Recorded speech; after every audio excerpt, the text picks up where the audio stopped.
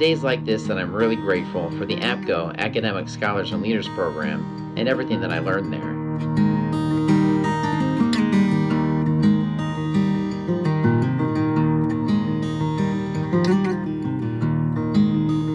I'm here to give you 5 reasons why I think this program extends the mission of APGO and why I think it's so important for clinical faculty to participate. The first is to become a more effective teacher. Teaching has always been important to me, and when I entered the medical profession, it was obvious that teaching would be a big part of what I wanted to do to improve the lives of others. What ASL has done for me is take a clinician who is passionate about teaching and transform me into a confident medical educator.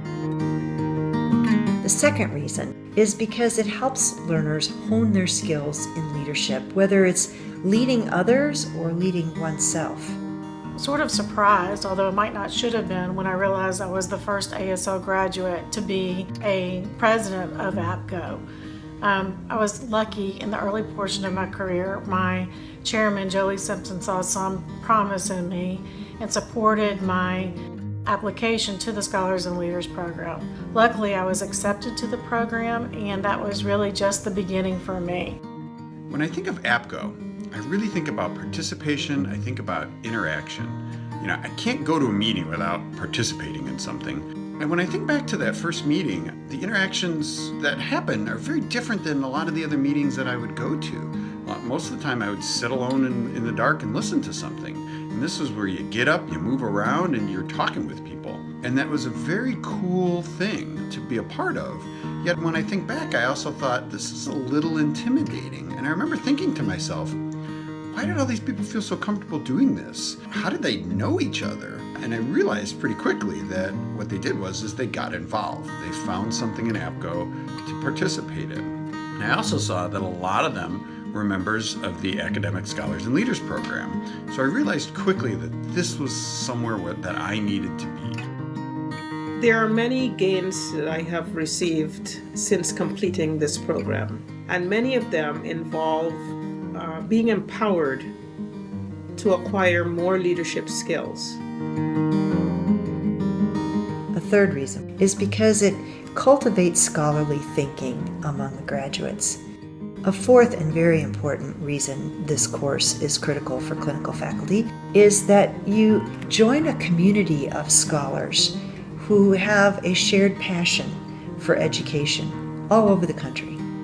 The mentors that I was able to identify and who very much were available to me through that program have really been instrumental in my career thus far. They are not only mentors, they've been thought partners, they've been cheerleaders, they've been coaches. They've helped me through, really frankly, the best of times and the worst of times. The mentorship that I've received from this program has been exemplary and inspiring. I will also continue to mentor younger faculty who are part of APGO as well as who are part of my own institution. The mentorship that we model within the ASL program provides an example that I think helps ripple through our specialty in ways that benefits not only the people who've completed the ASL program, but the folks who they will go on to mentor. We now have not only mentors and grand mentors, but great grand mentors.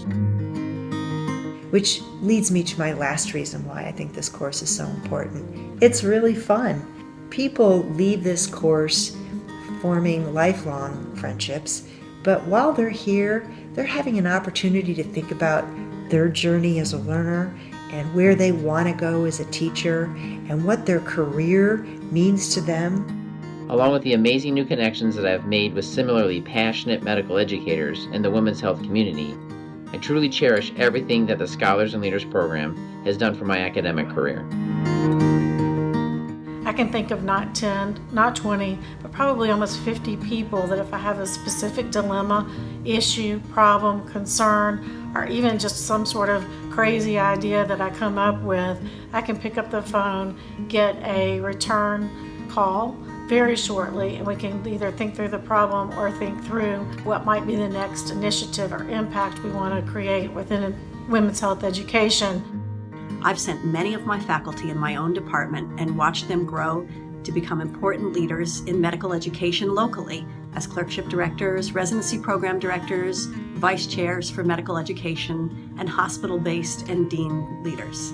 What I think is best about the APGO Scholars and Leaders is that it creates a network of friends and colleagues around the country, and you can always reach out to them for collaboration and projects and inspiration.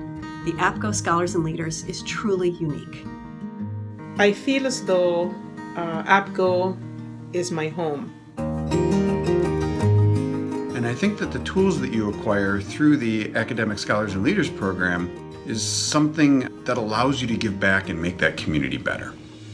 I've been delighted to see how many of our graduates have gone on to positions of greater impact on our specialty as leaders of divisions, departments, schools of medicine, and in other service areas.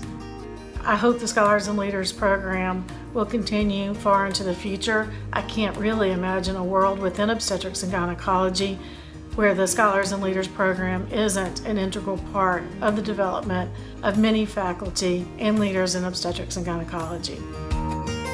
Hey now, there's a candidate for the Scholars and Leaders program right there.